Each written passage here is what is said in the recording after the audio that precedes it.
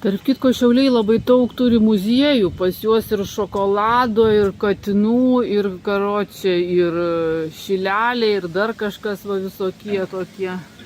Daug pas juos visokių muziejų. Vat miestas, kuris daug turi muziejų, vadinasi, daug turėjo pramonės, tos tokius ir teatrų. Va labai gražiai netgi va šitas, tokio gyvumo, atrodo gėlytės.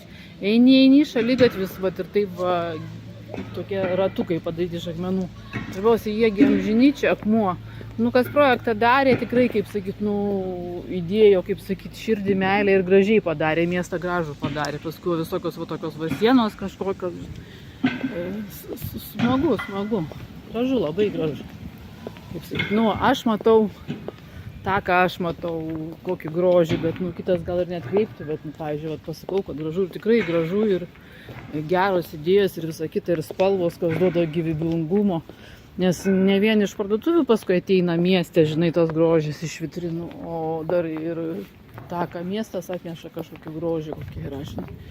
Tai senos šiukšlių dėžės, apkerpyjusios, bet jos senos, parodo, kaip sakyt, miesto senumą, dar kažką irgi turi tą savotišką kažkokią, žinai,